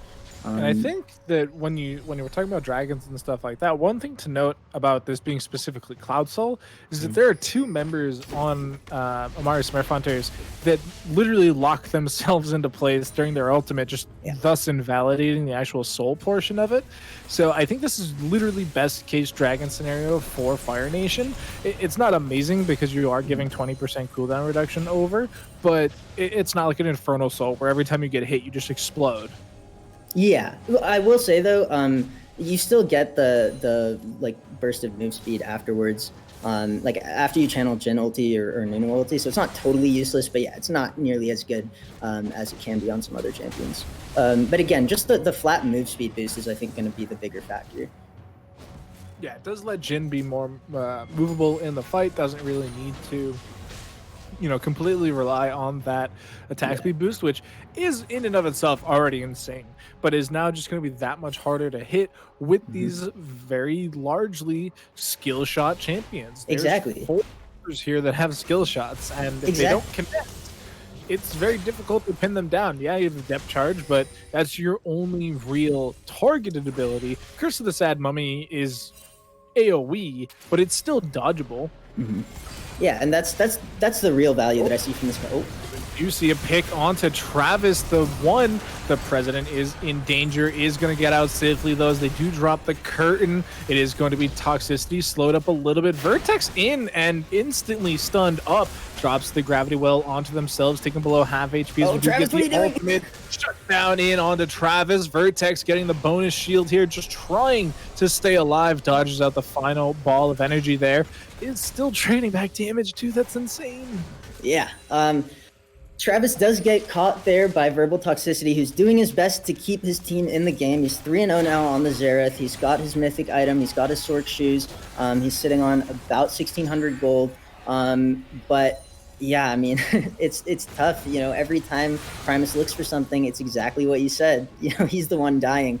Even investing everything, including the hook, including the ultimate, including the ignite onto Travis, still not able to get the kill. So at least initially. So. A little bit unfortunate there. Brand finally having that Leandries is going to be huge. There is so much more magic damage potential now in a team fight. Like now is when I feel like Fire Nation can actually start to take fights if they have good positioning for them. Sometimes I wonder what League of Legends would be like if Xerath had a passive.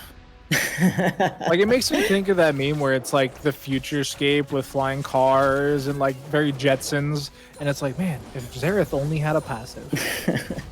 Yeah, I mean, there's like honestly, that's a balancing lever too, right? It's just like Kog'Maw's passive, where it rewards you for dying as an ADC. Like that's really not what you want.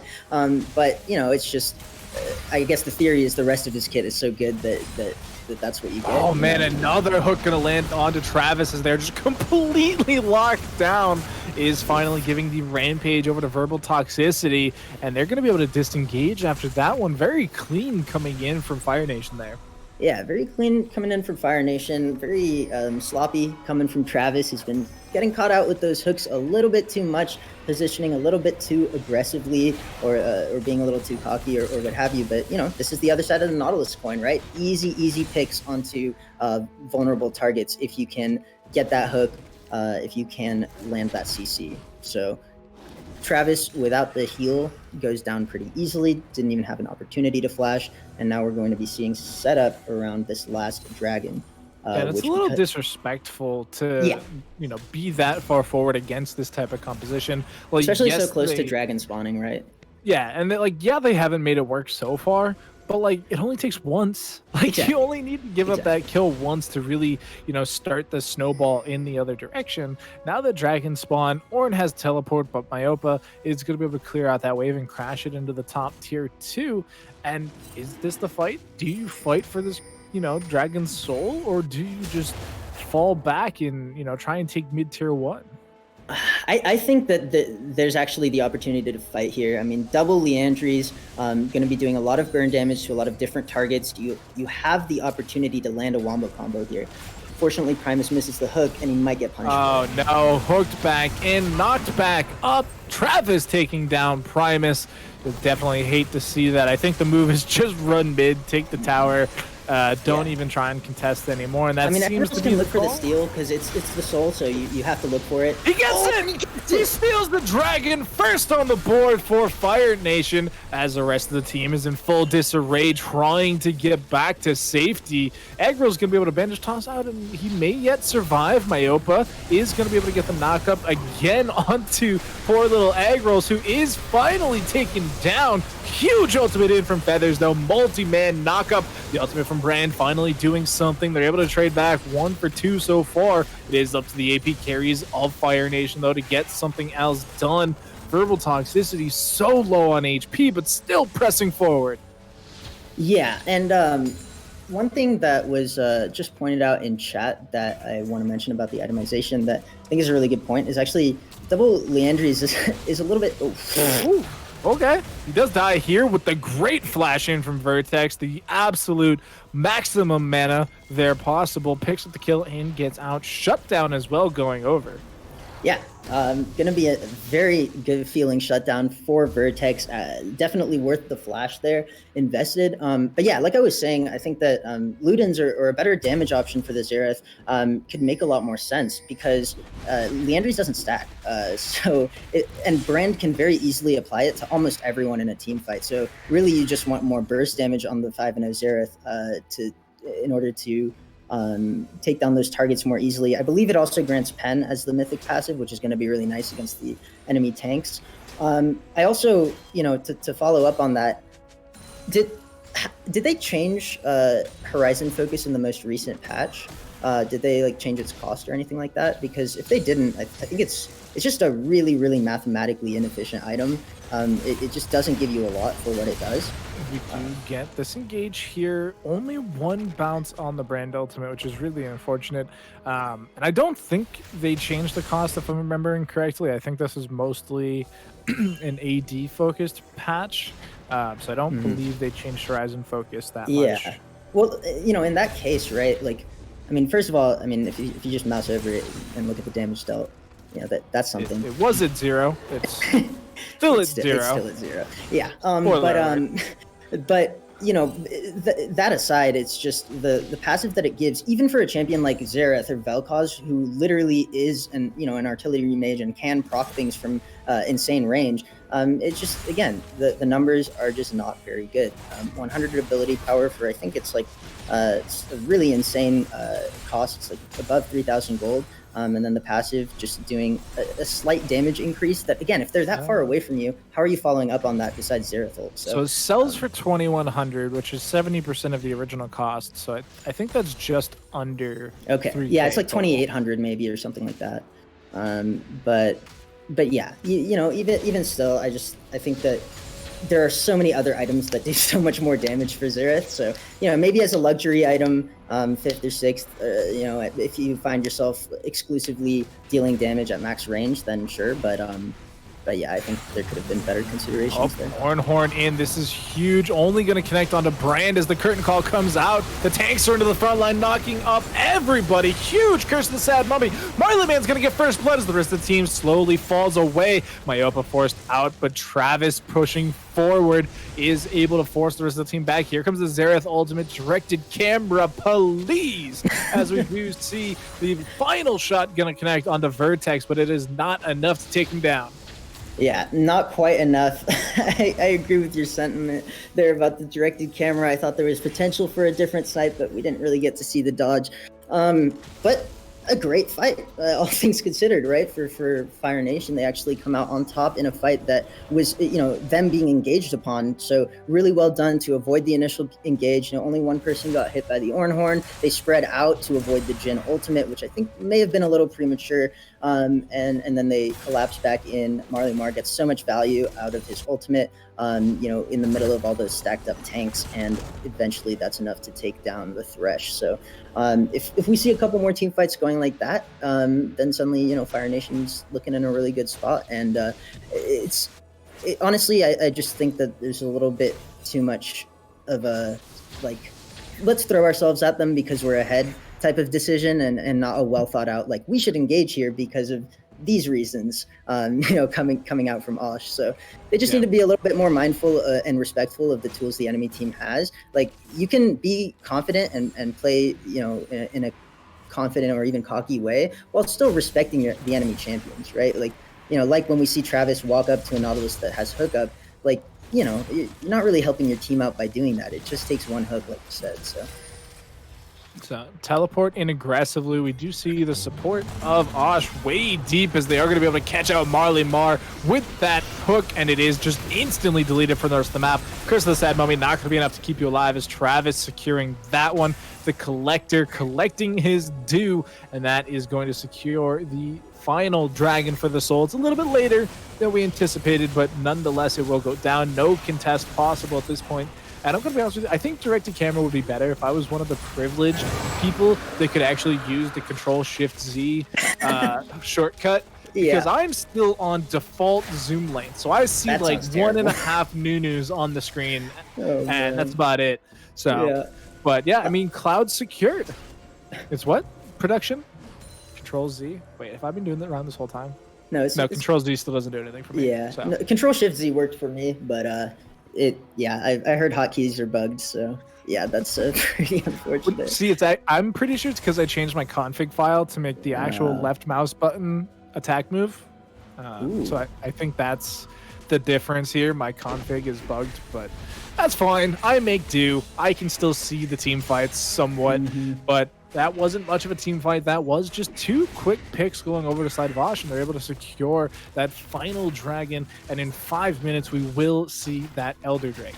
Yeah, and it's such a disaster, honestly, for Fire Nation, because they actually had the pick before the dragon. They're just the spawn timer was just slightly off, and I think a couple of them wanted to base for items or something like that, and I don't know, it just all kind of fell apart. I really thought that with the kill that they got in the mid lane, after they got the mid tower, they'd be able to convert it into the dragon, but unfortunately they didn't really have the vision. They didn't really position themselves in time, and once Marley Mar got caught, that was the end of that. Cloud Soul going over to a new team. Pretty scary. Honestly, Victor and again, Travis is just deleted. Holy moly, that was so much damage.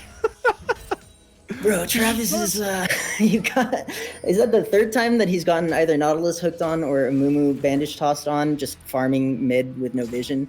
Like, that's... Listen, while he's gray screened, he's just booking the rest of the team's trip to Spain minus the S, as we do see control of the Baron going over to Fire Nation.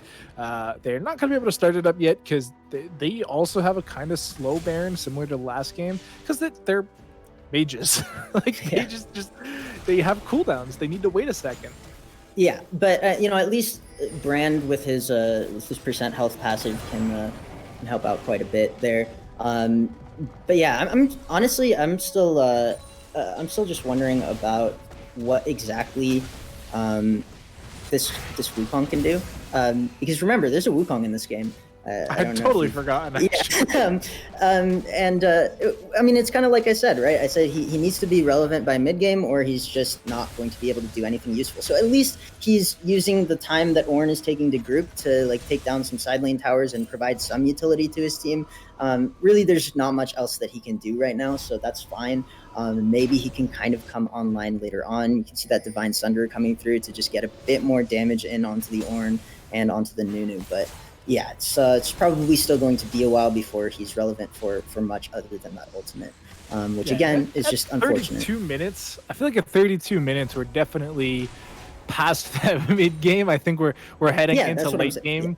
Possibly. Absolutely, no, we're definitely heading into the late game. But that's what I'm saying. Like Wukong needed to not die to Ornn solo level 3. But like it's in the past.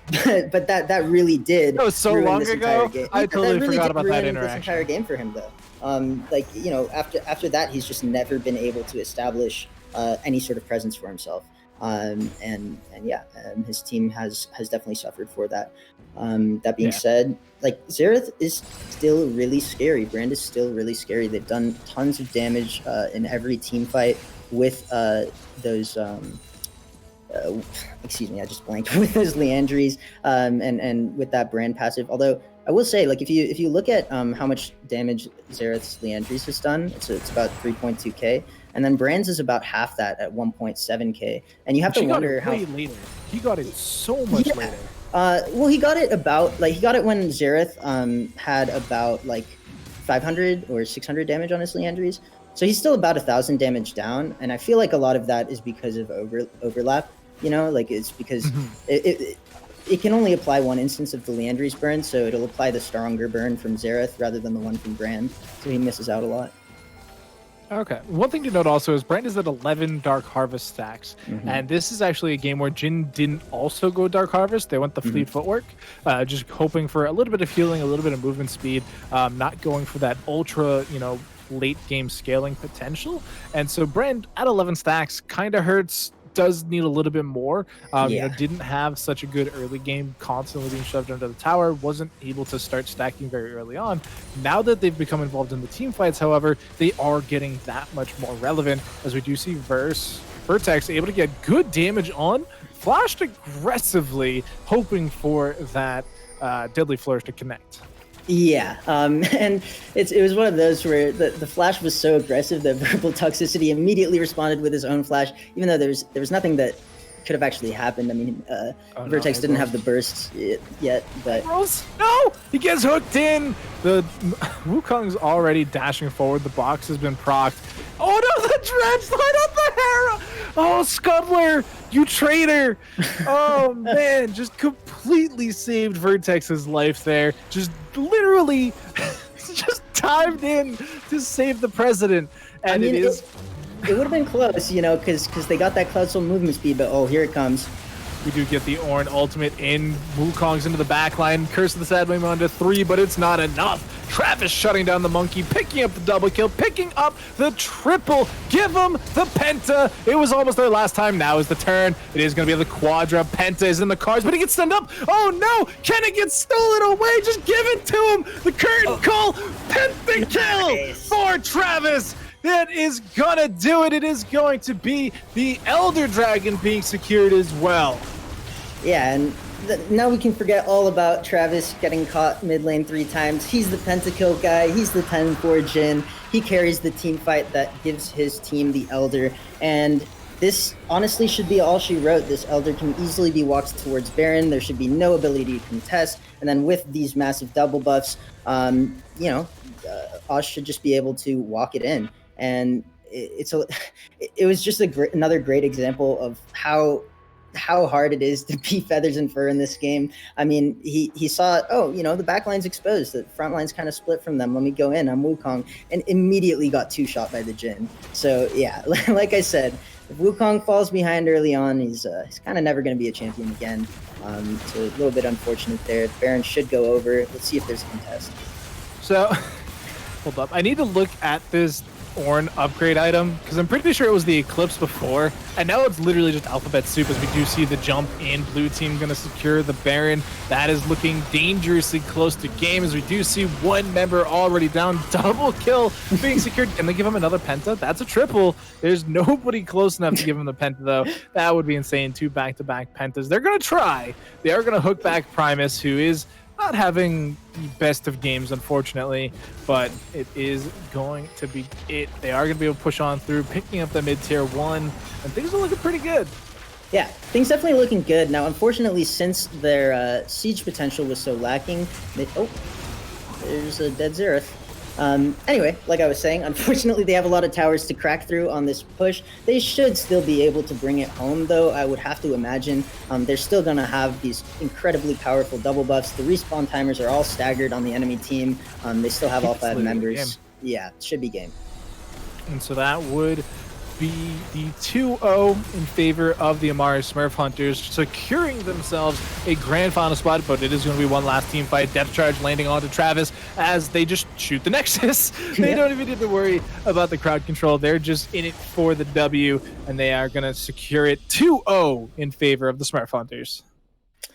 Indeed, and at the end of the day, it felt pretty in control for them the whole time. There were a few moments where it seemed like maybe Verbal Toxicity was getting a little bit out of hand, or when Travis was getting caught a couple of times mid lane. But overall, it really did feel like Osh had the more straightforward to execute team comp. They knew what their win conditions were for the most part. They knew what they needed to do in team fights, and they did it. And that'll bring them the 2-0 victory.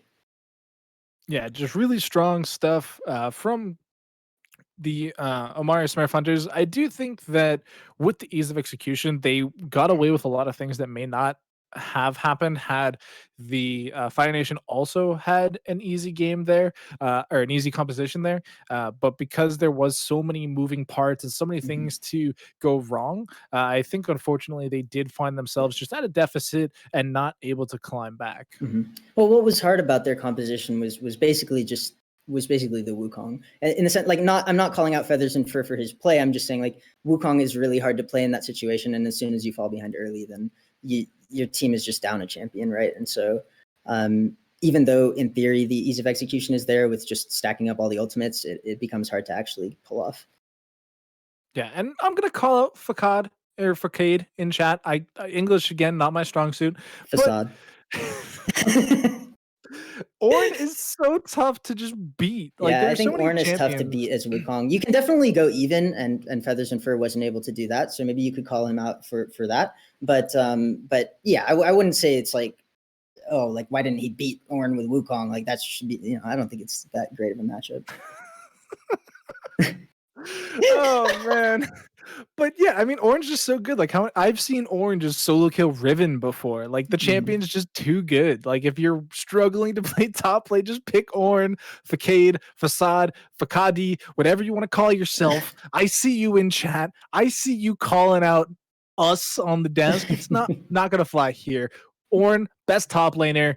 Fight me. Even wins into Mordekaiser because he just does more. And so we are just waiting on some confirmation from the production side of things. But yeah, I mean, once again, we do have our first grand finalist in the form of Omari Smurf Hunters. And I don't know. I think if they can get a draft like that again, they could be looking pretty good. Travis, he's 13-4. That's pretty good. Granted, he got a pentakill, so that kind of blows up the numbers there. He was, I think, the progression was like, it was 2-0-2, and then he was 4-4-2 after getting caught mid a couple times, and then he was 13-4 and won the game. So hey, that's Jhin life, I guess. But yeah, it was a fun one. Look at that Xerath damage too. Just disgusting with the Liandry's. But I really do think that gimped Brand's damage potential a lot by overriding his Liandry's and just preventing him from getting value with that. So that was a little bit unfortunate. I do kind of wish that in the post-game screen here, we could see the numbers that we were seeing in the game, right? I don't know like, why we the could see tooltips how don't have much, it anymore. like, how much damage the Leanders did or the Horizon Focus did, like, whichever one, really came ahead there. So I think that would be a nice little addition. But I think you are right that the brand took a long time to get online. Once they did get online, there was some glimmers of hope where they were able to win these mid-game team fights and, get a nice ultimate off and really kind of play around with it. So I think maybe if they had gone a little bit quicker to the jump, maybe it's a much closer game. Yeah, exactly. I mean, if Brand had hit his first item earlier, I think you're absolutely right that it could have been much closer. But again, I mean, that was just a skill difference there as well. We saw the 2v2 kill happening bot. That meant that Brand was going to be behind from the rest of the game, as well as the decision making from Primus or from the whole team to have Nautilus roaming in those early levels rather than helping support the Brand and maybe helping him get a bit more CS. Yep. And so I have gotten word from production that it is going to be a grand final matchup between the Omari Smurf Hunters and Slumdog 7, the team that we saw featured in our game 1 of the day. So that, folks, that is going to be your best of 3 grand finals. We are going to take a short break as we do get that prepared. That is going to start at 6 p.m. Eastern Standard Time, unless it's Eastern Daylight Time. I don't understand clocks either. So I hope that somebody in the chat does a little bit better than I am. But if it says 6 o'clock on your phone, then you should be tuning in to twitch.tv/risen_esports because that is where the grand finals are going to be happening. Do you have any final words for right now, Mr. Thiv? Not much. Pleasure as always. Thank you, Doc. Thank you to chat. It's always super fun casting here at Risen. And yeah, I'm excited for grand finals. And hopefully you guys had fun, even though your casters don't know English and don't know clocks or math. or math. But once again, Thank you, everybody, for tuning in. Definitely a huge shout out to Risen Esports for putting on this gold scouting grounds for the players, for the teams in chat, for the teams in the Discord, which you are, if you are not already, be sure to join the Risen Esports Discord. They're putting on things like this all the time. They have all their different leagues, champions, Diamond. I'm gonna be honest, I totally blanked on what our leagues names are called. Dominion, Dominate Open, Dominate Closed, all of these things. Dominate Pre-Made is closed. But oh man, I've made a mockery of this outro. For me, that's the doctor. Shout out to Rando Joe for pinging me so I could bring this mess live to the rest of you. And be sure to tune in an hour for that grand final matchup between Slumdog 7 and Amari Smurf Hunters. Take it easy. Take a moment right here, feeling like it's out gear, driving towards the sun with a rose and a gun. Feel the wind in my hair,